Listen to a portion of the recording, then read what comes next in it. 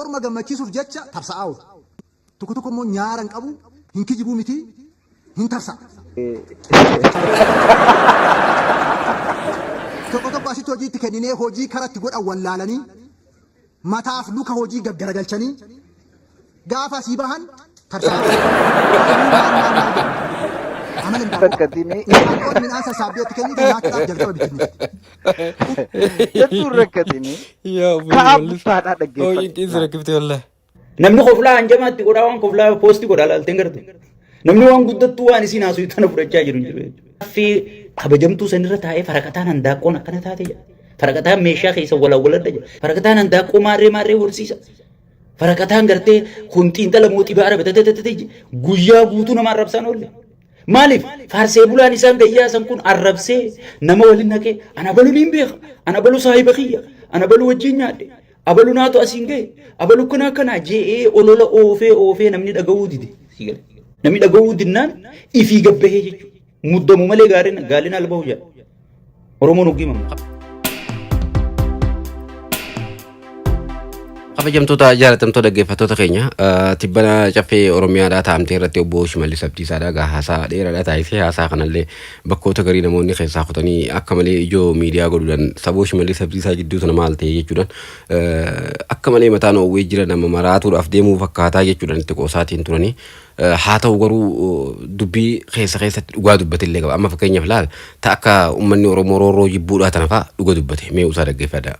Uummanni Oromoo qaama kan faanayyuu nagaadhaan jiraachaa ture jiraachuudhaan itti fufa kara fuulduraattis Oromoo waan hin fudhanne roorroodha saamicha mirga abbaa biyyummaa isaa akka qabu hin barbaadu bilisummaa isaa akka bu'amu hin barbaadu Oromoo aadaaf duudhaa isaa akka bu'amu. Obbo Shimeen tana dhugaa jee uummanni Oromoodha gabrummaa hin fudhatu uummanni Oromoodha saamicha hin fudhatu uummanni Oromoodha aadaa fi duudhaa isaatti akka bu'amu hin barbaadu jee dhugaa kan gartee wanta kana gochaa jiru eenyudha. Mee ammas dubbuma inni dubbate walitti finnaa dhaggeeffadhu. Qaamni mootummaa qaama raawwachiistu qaama seera hiiku faana mana murtii faana walii galee namoota adda addaa qindeessanii saamicha gaggeeffamaa jira. Saamicha daandiirratti ibsaarratti pirojektoota federaalaa jedhaman irratti hundarrattu kan naannoos dabalatee saamicha seera qabeessatu gaggeeffamaa jira. Kabajamaa caffee kanaaf kaasuu kanan barbaadu. Saamicha seera qabeessa maaliifii mana murteetu murteessaaf kana tarkaaffii hadhaa fudhachuudhaaf mootummaan naannoo keenyaa hin dirqamu. Waan gaariidha. Tarkaanfii hadhaa fudhachuudhaaf ammallee irra deddeebiidhaan nutti himuu keessan waan gaariidha gootan. Garuu uummanni Oromoodha gabrummaa san akkam fudhanne adda baafattanii saamicha isarra deemaa jiru kan akkam fudhanne adda baafattan. Kanaafuu paarlaamaa irratti dubbattan yookaan caffee Oromiyaa tana irra dubbattan jechaadha. Obbo Shimallis yookaan Mr. President, let us say this. Kana dura caffee kana irratti akka saamichi gaggeeffamaa ture yeroo gargaraatti caffee adda addaatti dubbachaatiin turtan rakkoo uummata irra deemaa jiru kana saamicha uummata irra deemaa jiru kana hanga irraan tanatti hin dhaabsine qaama mootummaatiin ta'uu waan kana dubbachaatiin turtan garuu rakkoon teessan hattuu gubbarraa kaasee hanga jalaatti uummata gubbaatti tuultaniiti uummata kana sobuudhaaf akka waan uummataa quuqamtanii fakkaatanii gabbaatanii caffee gubbarratti yeroo hundanuma dubbattan saamichaa uummata kana irra deemaatiin jira. Akka waan uummataa quuqamtanii fakkaatanii takkaa uummata kanarraa hin dhaabne uummanni Oromoodhaa hayyoota isaa wal taasifatee jara gartee zalaalam taa'ee isa saamu agartee maqaa kijibaatiin isa sobu kan ofirraa kaasuudhaaf ammoo mirga qaba. Gabrummaa hin fudhatu jette uummanni Oromoodhaa dhugaadha uummanni gabrummaa hin fudhatu gabrummaa immoo isintu keessaan jira sababa kanaafuu uummanni isinirratti fincilee isin kaasuudhaaf dirqama qabaa jecha. Diinonni uummata keenyaa gantuu nu keessaa bahee fi baandaawwan qabatee fedhii uummata keenyaa sakaaluudhaaf hojjechaa jira. Mootummaan naannoo keenyaa tokkummaa uummata keenyaa ijaaruudhaaf garaagarummaa siyaasaa jiru karaa ammayyaa ta'een akka deemu gochuudhaaf waliigaltee hooggansa waraana bilisummaa Oromoo faana godheen humni bal'aan galee jira. Guyyaa guyyaattis galaa jira. Kanaaf kabajaa fi ulfina olaanaa qaba. Ammas kabajamaa caffee kana fuulduratti gareedhaan haa ta'u nama dhuunfaadhaan haa ta'u mootummaan naannoo keenyaa kabajamaa caffee kana fuulduratti kabaja olaanaadhaan waamicha dhiyeessuuf hin barbaada. Lubbuun nama tokkoo guyyaa tokko akka badu hin barbaadu. Karaa nagaattiin galee namni jireenya nagaa akka gaggeeffatu barbaada. Isa kanaaf mootummaan naannoo keenyaa akka irra deddeebi'ee kaase mootummaan federaalaa akka irra deddeebi'ee kaase kiiloomeetira 99 keessaa yoo deemuun barbaachise deemnee karaa nagaatti simachuudhaaf. Obbo Shimallis Abdiisaadhaa caffee jahamoo caffee torba irratti jechuun har'a waggaa jahamoo waggaa torba yeroo hunda jaajaatti caffeen teessuni karaa nagaatiin simachuudhaaf qophaa'aadha nu meettan balballi deenyeen cufamtu nu meettu balbala teessin silaa akkamiin cuftan cufuu hin dandeessanii bar waan cufuu hin dandeenye bir balballi karaa nagaa teessin barbaaddan akka gartee ijoollee gartana dura waraana bilisummaa Oromoo keessatti hirmaachiftanii alaa galfattanii ammaan tana aktivistii taatee hayyoota Oromoo irratti duulaa jirtu warra akka shurrubbee sanfaa gartee mi warra akka sanfaa barbaadda jechuudha amma warra akkasii yoo qabsaa'ota waraana bilisummaa Oromoo keessatti haafanii jiraatan taate haa isinii galanii yookaan ammoo ijoolleen gartee dhugaadhaaf rakkattee sababa roorootiif gaara seentee wanni akka ati amma jechaa jirtu kanatti galtu hin jirtu kanaafu karaa nagaa ka isin jettan yoo dhugumaan karaa nagaa ka dhugaa san qabar baaddan taate gattaa ati waraana gaara jiru kanaa wajjin dhugaadhaan gattaa mari'addaati ummataaf nagaa buusa kanaan ala akkana jechaatuma itti fufuudhaa deemtanii jecha obbo Shimee keenya maal jettan. Humnoonni kun fi humnoonni biroo sadarkaa adda addaatti jiran guyyaa guyyaadhaan diinummaa uummata Oromoo irraa qabanii fi ergamtu ta'uu isaanii. Amma kana dubbateef Shimallis Abdiisaa walgahii hayyoonni tibbana taasise hayyoonni Oromoodhaa waltajjii tibbana taasisanii fi akkasuma immoo sabaaf sablammoota Itoophiyaati waliin almost jaata ka dura taasisan saniif dhimma kana dubbataatiin jira jechuudha. Warri kun gartee mootummaa keenya fonqolchuudhaa deemanii qabsoo Oromoodhaa tagartee Oromoon dhiiga fiitiin fidatti tana wanni godhuudhaaf gufachiisuudhaaf takkaa'uu butanii maal godhuudhaaf dubbachaatiin jiran jechuudhaan waan kana jara kanarraa dubbachuu barbaadeeti. Quba qabaadhaa waan irraa dubbannuu jira. Uummanni Oromoo aarsaa mana jedhame kaffalee tasgee uummanni keenya diinaaf fira isaa sirriitti beeka. Isa namni tokkoyyuu akka isatti hin barbaadu uummanni keenya sirriitti beeka. Beekamaadha. Sirriitti beeka uummanni Oromoodha. Eenyutu isaaf dubbataa jira eenyutu mootummaa isaati eenyutu hoggana isaati eenyutu hayyuu isaati eenyutu isaaf qabsaa'ee eenyutu masaraa keessa jira maalittiin nu jira akkam nu godhaa jira sirriitti beeka uummanni Oromoo itti himuu hin barbaadu. Amma waggaati afaan akkana jettu kana hattuudha wajjin hattuu qabuudhaaf dubbataa jirraa jechuudha. Uummanni Oromoo tooftaa keessan kana sirra baree jira. Itti fufi nyaata kan ga'e obbo Shimee. Daanjoon tokko daanjoon tarsiimoon qabdu imaammatan qabdu tooftaan qabdu kaayyoo dhaabbataan qabdu haasaa dhaabbataan qabdu. Firashiis diinashiis gaaf tokko walqixa irra caalayyuu firashii rukutti. Daanjoon tokko nu keessaa biqilee diinota keenya faana hiriiree kan hojjechaa jiru. Sibaat Naggaa fa'aa faana mari'atanii Oromoo bilisa baasuu barbaadu. Humna guyyaa guyyaan daangaa Oromoo cabsee haadha Oromoo ajjeesaa qalaa jiru faana mari'achaa oolu. Oromoodhaaf qabsoofna moo nuun jedhu. Humna finxaaleeyyii faana hojjechaa Oromoo irratti hojjechaa Oromoof qabsoofna nuun jedhu. Oromoo isa kam? Waa'ee Oromoo isa kam yaasaa jiru? Haadha Oromoo isa kam dubbachaa jiru? Jarri kun safuu hin qaban. Safuu Oromummaa hin qaban. Oromoon koo waan walitti dubbatus qaba waan immoo golatti dubbatus qaba waan fuuldurattis dubbatu qaba. Waan golatti dubbatamuu fi waan alatti dubbatamullee waliin warra adda baasanii beekanii miti. Orma gammachiisuuf jecha tarsa'aa oolu. Orma gammachiisuuf jecha tarsa'aa oolu je. Orma gammachiisuuf jecha tarsa'aa oolu akka atu Abiyyi Ahmad gammachiisuudhaaf jecha asirraa ka tarsa'aa ooltu nu beekta. Hayyoonni Oromoodhaa immoo akkamitti gidiraa isin uummatarraan gahaa jirtan salphina isin uummatarraan gahaa jirtan safuun baduu keessa dhiira gudeedamaa jira safuu tana ka Oromiyaa keessatti uummatarraan gahaa jiru mootummaa tana akkamitti mootummaa tana tagartee qabsoo uummanni kumaakitilli itti wareegame roorroo meeqa booda bilisoomne jee uummanni gartee of abdate isinitti kanne uummata kana salphiftaniin tana akkamitti karaa deebifnaa jechaa jira hayyoonni Oromoodhaa. Isin ammoo maarree hojii waltaanii maarrii yoo hojii waltaanii hijiba uummatatti hin kijibina gahee uummatatti hin kijibina obbo Shimallis. Tokko immoo nyaara hin qabu hin kijibuu miti hin tarsa. Tokko asitti hojiitti kenninee hojii karatti godhan wallaalanii mataaf luka hojii gaggaragalchanii gaafa asii bahan tarsaa oolu. Hayyuu maal jedhama tokko amala indaaqoo qaba. Indaaqoon midhaan sassaabdeetti kennite nyaachuudhaaf jalqaba bittinneessiti. Uummanni Oromoo qabsaa'ee qabsoo isaa 4 kiiloo erga galchee booda qabsoo Oromoo bittinneessanii gidaamii fi mooyyaalee fi sololootti galchuu barbaadu bittinneessanii. Maaliin kun hayyuudha moo xiinxalaadha moo xibaaradha moo maaliin kun? Xibaaradha. Xibaaradha jiin birra. Goma feete jiin barboo Shimallis bari. An takkaa gartaa pirezidaanti Shimallis hangan takka aaree gartaa fuulli gubatee. Sima obbo Shimallis maal tokkotti aarse garuu. Barboo fuulli gubatee warra caffeedhaa kan ol ka'ee tumuudhaa deema barti qomane maaliif akkatti aarta obboleessa kiyya hin dandeenye bakka biyya bulchuu saamichaa fi hannaa fi uummata gidirsuu fi ajjeesuu fi kana malee hin dandeenye gallakkisa hayyoonni Oromoodhaa wal gahee yoo gartee yaada kannatee akkamitti biyya san nagaa goonaa karaa nagaatti akkamitti deebifnaa uummata kanaaf akkamitti nagaa buufna jee yoo mari'ate wanni akkatti si gubee si iyyisiisee maarree tahee hayyuu moo maarree minaamin jettee kijiba hayyoota irratti ooftu maali boo rabbii kan keetiyyee obbo Shimee aboo akkanan ta'in obboleessoo dhiise akkatti hin gubatinii maali hayi. Diina Oromoodhaaf keetoo ta'anii Oromoo irratti hiree argachuun ammaan booda hin danda'amu. Boqonnaan sun cufamee jira. Oromoon aarsaaf lafee kaffaleen aarsaa qaalii guyyaa guyyaatti kaffaleen boqonnaa sana ofirraa cufee jira. lammataa boqonnaan bitamuu nama biraa jalatti jiraachuun irraa cufamee jira. Maqaa hayyuutiin, maqaa walitti qabamuutiin, maqaa maaliitiin kana diiguun hin danda'amu. Tokko tokko bakkuma 1970 irra jira. Dhaloonni kun qabsoo kaleessa isaarraas dhaalee jira. Dhaallee jirra. Dhaalanii tooftaatti jijjiirootu qabanuu achuma dhaabbatanii hafan. Akkuma nama yeroo masqalaa Iyyo'aa jechuu dhageessan gurrisaa duudee akkasumatti itti fufan. Kaayyoo ganamaa dhaallee jirran eessaa barbaadu. Dhaallee jireenya Oromootti akkan sila kaasetti qananii Oromootti guyyaa guyyaatti jijjiiramaa jira.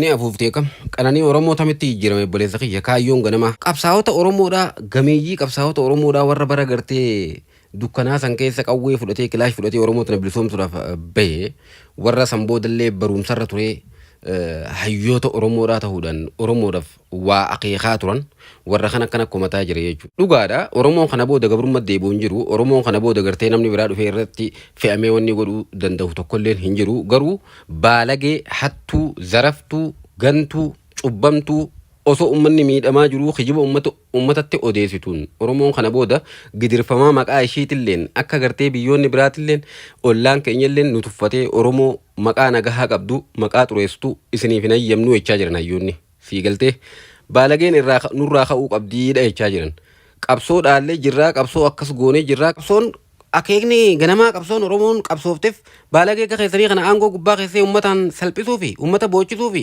qeef qabeenya irraa buqqisuu fi ajjeesuu fi mana hidhaatii baasanii isaa fedhalitti ajjeesuu fi gudeetuu fi baalageen hangi takka irratti wal geessee saamsisuudha fi akeekni kaayyoo qabsoo bilisummaa Oromoodha. Maaliif akkatti ummata kan sobuudhaaf dhiidhiitatta obbo Shimee? Warri kun immoo hiriiranii halkanii guyyaa qindaa'anii muummee ministeera keenya Dr. Abiy Ahmed hooggansaa qaalii keenya irratti duuluudhaaf yaadaa jiru. Odeessanii hamatanii tarsa'anii wanti isaan fidan tokkoyyuu hin jiru. Hoogganaa uummanni keenya qabsaa'ee aarsaa kumaa kitilatti kaffalee of keessaa baasee addunyaa irratti uummata keenya mataa ol qabe. Uummata keenya addunyaa irratti fakkeenya nagaa kan taasisu. Dhugaadha waan babbareeda dhagaa silaa jette haa ta'u garuu Abiy Ahmed dura Oromoon kabaja qaba. Saba beekamaa, saba sirna gadaa qabu, saba nagaa, saba uummatallee maxxanfatuudhaan beekamu, saba biyya fi jaalatu, saba fi jaalatu, uummata fi jaalatu, saba tokkummaa qabu jedhamuudhaan beekama. Erga Abiy Ahmed dhufe Oromoon addaan facaate, wal qootte, ni salphatte. Ollaan keenya kaduraan nagaatti nu beekulleen Oromoon uummata badaa nama fitu. Maarree janiitu nu hamataa jiran sababaa baalageen isin achi gubbatti wal geessanii saba biraatillee miidhaa jirtaniif jechuudha. Kana hunda kan fide erga Abiy Ahmed dhufe. Hoogganaan kun akkana godhe akkana godhe siif akkas ta'uu danda'a. Uummata garuu miidhaa jira. Isaaf ergamtanii uummata miidhaa jirtan. Kana wanni isin jechaa jirru baleessoo. Sirrootan sirraa hubaannan aangoo gallakkisaa uummata keessaa bahaadha gaafin uummata kanuma. Uummata keenya addunyaa irratti fakkeenya oomishuu kan taasise. Uummata keenya addunyaa irratti fakkeenya gootummaa gaafa diinni foqoqee as dabra biraan ga'e kan bahee waraan. Tokko isaanii gaaf sana akkoo paaspoortii fudhatanii kaatanii ba'anii wal beenna. Yaa waan hin beeku wallaahi haati beektu kana. Egaa haati beektu kana waan beeku. Haa ta'u garuu saahiban keessan tokkollee ta'uu danda'anii Allahu alami garuu wanni qabatamaan nuti beeknu fakkeenya misoomaa hataa isee itti ummanni keenya erga isin aangootti ol baatanii abaartu ummata mudatee yoo abaarsumaan aangoo irra baatanii yoo isin abaarsaa ummata qabateemi beelaa ummata qabateemi salphinaa ummata qabateemi tan amana isinillee tan ofitti fudhadha. Guyyaa guutuu nama arrabsaan oolle.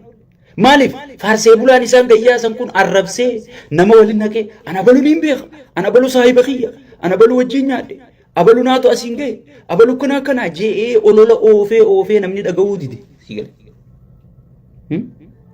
Namni dhaga'uu dinnaan ifii gabbahee jechuudha. Muddamu malee gaaliin alba'u jedha. Oromoon oggii mammaa'e.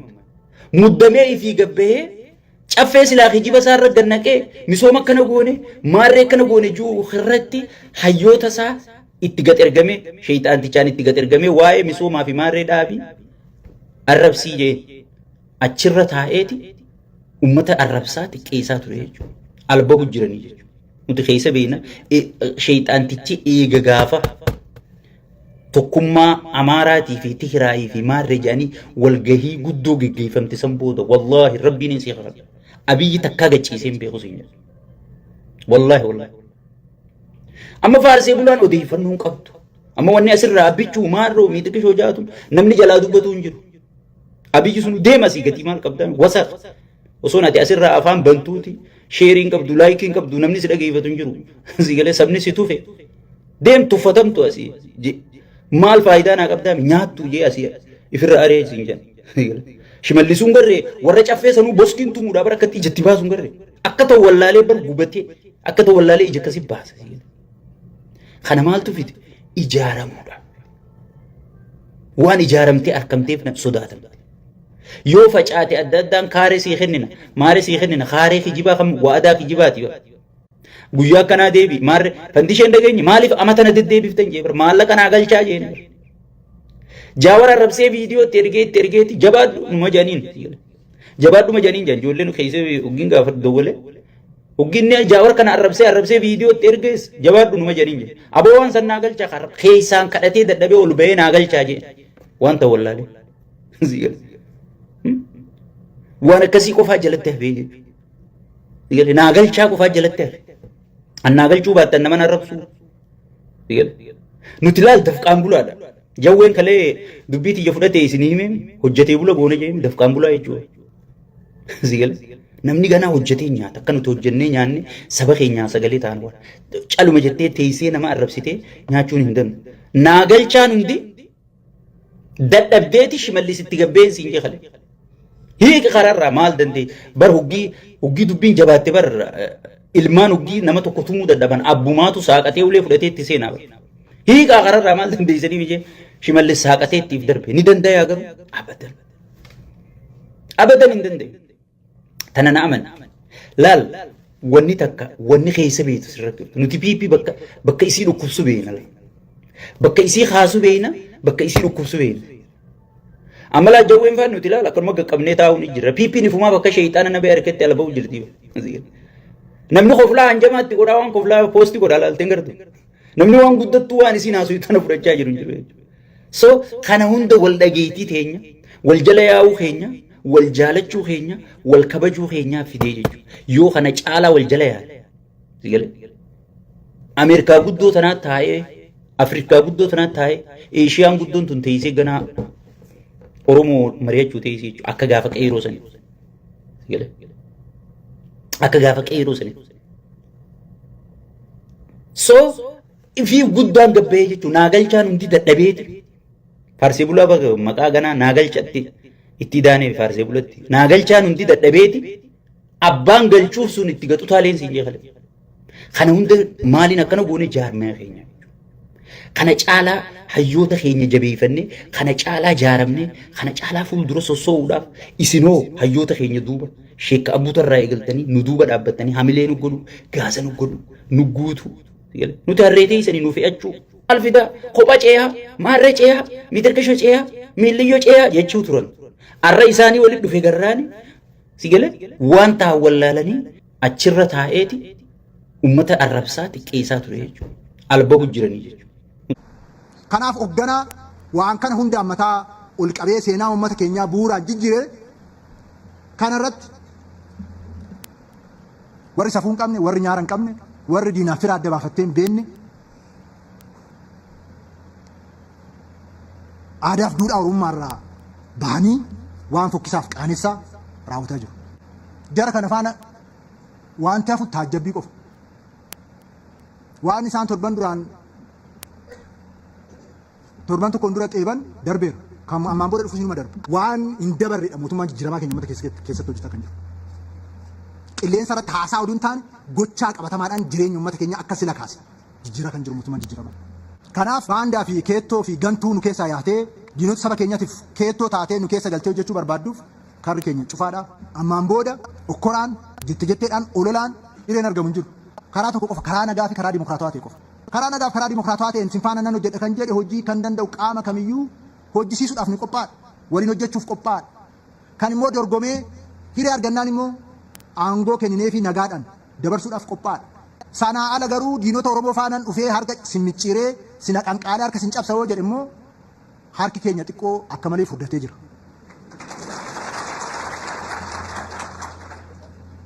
Nan cabaatti caccabdee akkanaaf. Karaa nagaaf dimokiraatawaa ta'een ala karri jiru hunduu cufaadha.